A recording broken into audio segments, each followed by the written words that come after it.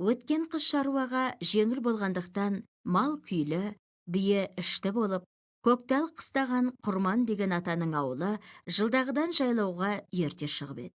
Екі ауылына елдің жайлауы Саумал көлге жағалай ауылдар қонып, былтырғы жұрттарына үй тігіп, көп замай бие де байлады. Қыстай бір-біріне араласпаған ағайындар сағынысып, қашаннан астас, тойлас болған ғадеттерінше бір ауылды бір ауыл ерулікке шақыра бастады. Бозбалалар аралап қымыз ішеміз деп болып, тәуір киімдерін киіп, жақсы аттарын мініп, қызды ауылды қырындап жүрулері көрініп, балалар да асау тайларын үйретпекке еді. Бір күні түс кезінде көлдің жел жағынан шаңдатып шауып келе жатқан бір орыс, бір қазақ көрінді. Балалар қашып үйге тығылып, үлкендер бұл екеуі қайда тоқтар екен деп тұрғанда, барды да Бекжан деген ауылнайдың үйіне түсті.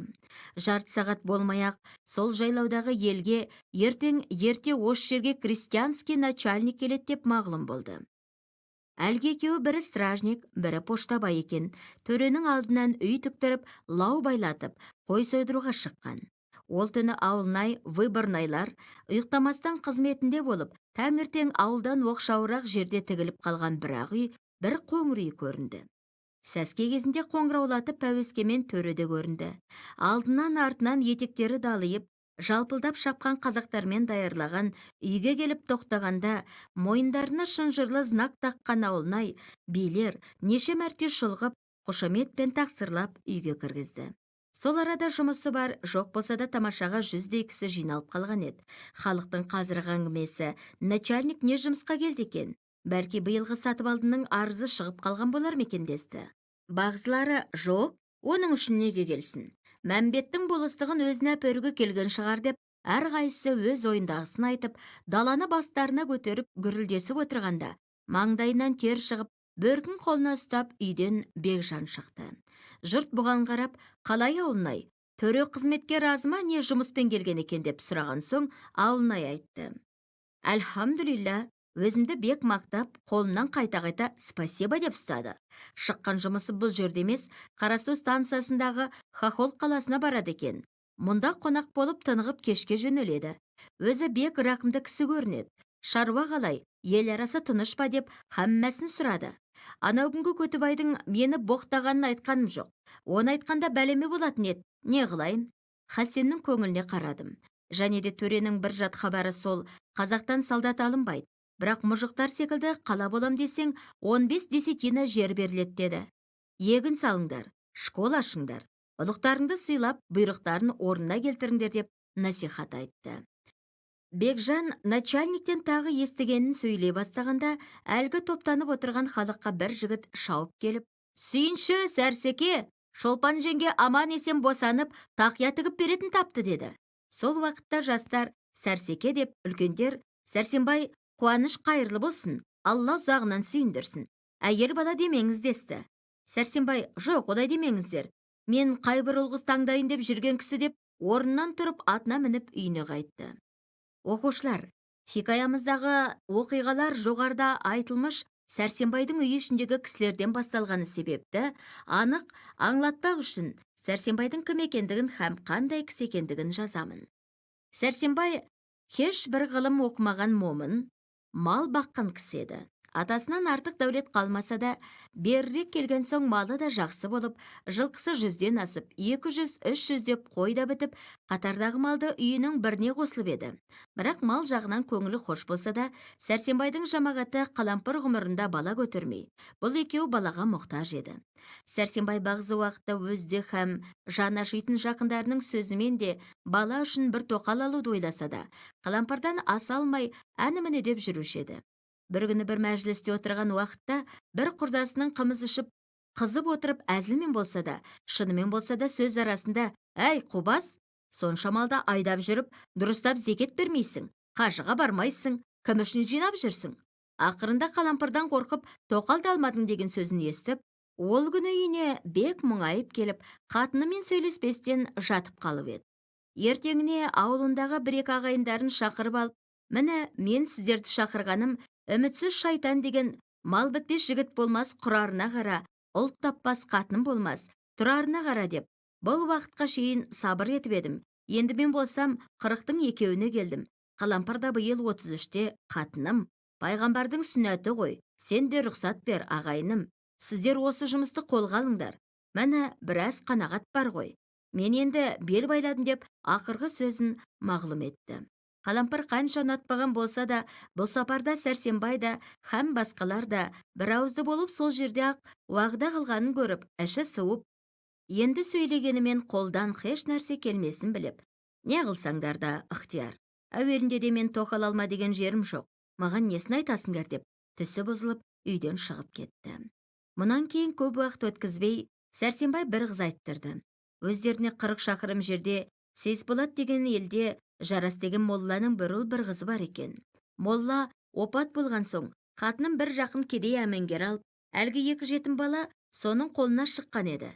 Сәрсенбайдың айттырғаны осы молланың қызы Шолпан еді. Шолпанның жасы 14-ке жетіп тұрған соң, Сәрсенбай малын түгел беріп, келер жылында да алып қойды. Марқұм Жарас молла тірі уақытында Шолпанды өзі оқытып, Құраннан 2 шығып, азырақ хат та танып қалған еді. Қалампыр әр уақыт Шолпанды күндестікпен, сөзімен де, қолымен де ренжітіп жүрді. Шолпан 17 жасқа келгенде, манағы Сәрсенбайдан топ ішінде сүйінші сұраған қыз бала тауып, Сәрсенбай 45-ке келгенде ғұмырында көрген баласы осы еді. Сәрсенбай зор қуанышта болып, шілдеханаға қанша қыз бозбала жиып, ойын ойнап, қыз бала демей, көлбасын шақырып той қылып, баланың есімін Жамал қойып еді. Жамал сағынып көрген баланың алды болған соң, атанасы қолдан келгенше әлпештеп өсіріп, жасы 9-ға жетті. Жамалды еркек балаша киіндіріп жүрген соң, білмеген кісі қыз деп ойламаушы еді. Қыз деп айтқан адамдарға ашуланып та қалған күндері болды. Бір күні Сәрсенбайдың үйіне ескі жолмен оқыған, дүниеде білмеген нәрселерім жоқ деп дұға қылушы бір шала, надан молда келіп қонды. Молда тысқа шықпақшы болғанда, Сәрсенбай, Жамалжан тұр, молданың кебісін сал, құманы алып шық деп жұмсағаннан кейін, молда тыстан келіп отырып, бай, осы сіздің мырзаңыздың есімі қалай? Қыздың атын қойғансыз ба деді. Жамалды ер бала деп отыр екен. Сәрсенбай азырақ тоқтап тұрды да күлімсіреп, тақсыр, мұның мәнісі бар, біз бастан кем кісі. Айымыз да күніміз де осы Жамал болған соң, өзімізді өзіміз алдап жүрміз деді. Молда бұл сөзге түсініп, біраз ойланып отырды да, Сәрсеке, көңілге солай екені дұрыста ғой. Ләкинде шариғатта балаға тұдым қою дұрыс емес, және де бай қызы 9 жаста балиғ болады. Соның үшін намаз үйретіп, оқытып, шашында қойыңыз. Сіздің мұныңыз Алла тағаланың бұйрығына көнбеген секілді болады. Олай болғанда зор күнә табасыз. Бірақ оқытқанда хат жазып кетерліктей де оқытпаңыз. Хұсуса жәдит молдалардан оқытпаңыз. Не үшін десеңіз, олар әуелі дін, иман білгізіп, намаз оқытпай, иман шарт, бәдуәм, әптиек, әйжітіктерді былай қойып, орыстарша А-Б-Т деп орыстың ісін қуаттап, балаңды бұзат деді. Сәрсенбай өзі надан, молданың өкшесі қисық деген кісі де күнәлі болады деп жүрген кісілердің бірі болғандықтан, тек молда есімін көтерген кісі болып, біліп білмей айтса да, мынау шариғат деген сөзге көз жұмып нанушы еді. Сол себепті Алла тағаланың әмірі ғой. Бұл молданың шариғатты дұрыс екен деп, Жамалды қызша киіндіріп, шашын жіберіп, оқытуға да разы болды. Анасы өзі азырақ та болса оқып, ғылым қадірін білген соң, бұл сөзге қарсы тұрмады. Сәрсенбайдың үлкен қатыны Жамалды жан тәнімен жақсы көргенсіп, тоқалдан туған қызды іші жек көріп тұрса да. Ойбай молдеке, ол не дегеніңіз? Жамал қарағым тым болмаса 15-ке келсін, сонда шаш қоярмыз деп өршеленген болды. Мұнан кейін кешікпей қызша киіндіріп, шашын өсіріп, бұрынғыда ер бала деп көңілдерін жұбатқанды қойды. Манағы молданың насихаты есінде жүріп, бір күні Сәрсенбай қатындармен ақылдасты. Ахметжанның молдасынан оқытуға 2 шақырым жерге Жамал барып келіп жүре алмайды. Онан да бір жастау молда жалдап алсақ қайтеді. Жамалдың себебімен ауылдың балалары да оқыр, өзіміз малдың зекетін берерміз, ақысын ауылмен бірдей көрерміз деді. Бұған қатындары да һәм солай деп айтқан соң, ауылы да разы болды. 1-2 айдан соң жазғы тұрым уақыт ет, бір күні ауылға бір шәкірт келіпті. Молдалыққа тұрады екен дегенді естіп, Сәрсенбай соған сөйлесуге келді. Уфа медреселерінің бірінен оқыған шәкірт екен.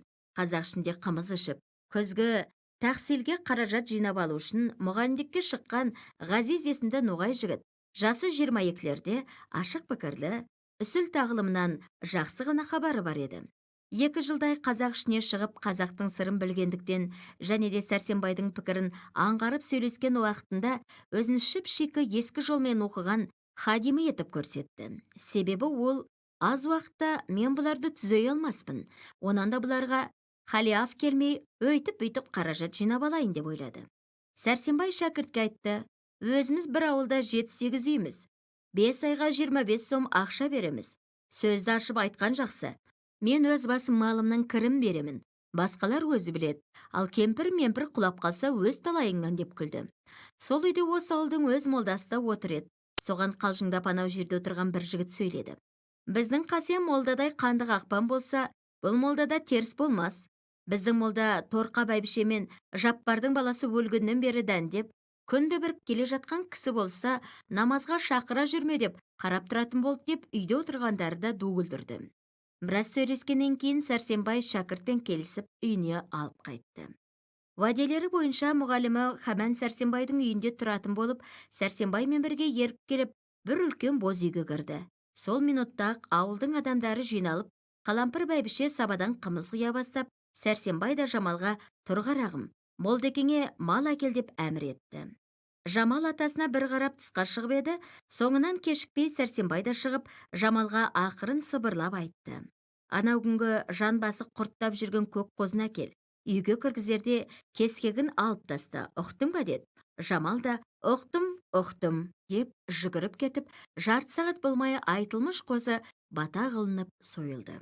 Жиылып отырған кісілер мұғаліммен кеңесе бастап, үйдің жабығынан қыз қатындар сығаласып тұр еді. Бір қатын: өзі қалай, орыс секілді ғой деп, екінші қатын: ой, осы ноғайлардың шөлтірлеген тілі құрысын ай деп, үшіншілері бір бой жеткен қызға қарап: ұрғашыға сүйкімді жігіт екен деп қалжыңдасып тұрды. Үйдегілер де уақытты босқа өткізбей, алды 5 аяқ, арты 2 аяқ қымыз ішіп: молда, қайда оқыдың? Дәрісің не? Қай қаланыкісің? Затыңыз ноғай ма, башқұрт па? Неше жасқа келдің? Атаң бар ма? Бұрын қазақ ішіне шығып бедіңіз, жамағат бар ма деп үсті-үстіне керекті керексіз сөздерді сұрап, мұғалімнің басын қатыра бастады. Әлхасыл осы секілді мәжіліспен отырып, сойылған малдың етін жеп халық тарады. Екінші күні мұғалімге бір қос тігіп беріп, 10 шақты шәкірт жиналып, оқу басталды. Бұл шәкірттердің бір-екеуі болмаса, басқалары бұрын ешбірі қарып оқымаған еді. Мұғалім қанша ұсул жадид тәртібіне оқытпақшы болып ойласа да, бала иелері: молда, балаларға иман, намаз үйрет, бұрынғы молдалардың оқытқан кітабын оқыт, біздің балаларға сол жетеді, басқалардың керегі жоқ деген соң, лажсыз олардың тілегенін оқытты. Бұрынғы оқымаған балалардың ішінде ең зейіндісі Жамал болып шықты. Жамал осы майда 9-ға толып 10-ға қарап еді. Бір ай өткеннен кейін мұғалім Жамалдың зейініне қызығып, Шолпанға айтты: Жамалды ұсыл жадидке оқыта бастасам, аз уақытта хат жазып кетер еді, бірақ бай ұнатпайды ғой деп. Шолпан тұрып: молдеке, біздің отағасының сөзін не қыласыз? Ақырын оңашада жасырып, хат жаздырып үйрете беріңіз деді. Мұғалім бұл жауапқа бек қуанып, сол күннен былай шәкірттер тарап кеткен соң, Жамалға күнде 1-2 сағат хат жаздырып үйрететін болды. 3,5 айда Жамал мұғалімнің ыждағаты, өзінің өткір зейіні саясында хат танып жазарлықтай болды. Мұғалім әпенді сол жолмен 5 ай оқытқанда, Жамал бек ғайбат болып, түрлі кітаптарды оқитығын болып қалған еді. Сентябрьдің ақырында мұғалім Уфаға қайтып, Жамал да оқуын тоқтатты. Мұғалім Сәрсенбайдың үйінде тұрған уақытта Шолпан бір ұл перзент тауып, сол себепті аяғы құтты болды деп, мұғалімді Сәрсенбай жақсы қаражатпен қайтарды. Сәрсенбай жаңа туған баласының есімін осы молдадай жігіт болып, өзі де молда болсын деп ғазиз қойды. Мұғалім қайтып кеткен соң Сәрсенбай енді бір молда ұстаймын деп, ертең бүгінімен жүргенде қыста болып қалып, және де әркімнің енді жарар, Жамалды оқытпай-ақ қой, 12 пәнді түгел білсе де, әйел бала дәріс айтып, елге бас болмас деген сөзіне Сәрсенбай айналып, тіпті молда ұстамай қойды. Ауылындағы басқалары һәр қайсысының дәулеті шағын болғандықтан шамасы келмейтін болды. Жамалдың ғұмырындағы оқу осы 5 айлық қана болып, хат жазарлықтан әрі аспай тоқтады. Мұғалім кеткеннен кейін Жамал хәммем қисса оқитын болып, атасы да тыңдаудан жалықпаушы еді. Үйге бір қонақ келіп қонса да, Жамалжан, қонағыңа қызмет ет, қисса оқы. Салың қайда, қыз жібегің қайда деп куә болып отырушы еді. Жамал да ерінбей қиссаларды басынан аяғына шейін оқып тастаушы еді. Жамалдың оқымаған қазақ қиссасы бек аз еді. Ел аралаған мелісші саудагерде нендей жаңа қисса болса, атасы оған шығынсынбай алып беруші еді. Жамалдық бір кішкене сандығын ашып қараған кісі сал, қыз жібек, зарқұм, қисса уақиға көр бала, Біржансал мен Сара қыздың айтысқаны, Ноғай мен Қазақтың айтысқаны, Ақ сұлу, Айман шолпан, Боз жігіт, Шәкір шәкірат, Ақ молда, Нұржан, Әбубәкір молданың өлеңдері һәм басқа сол секілді кітап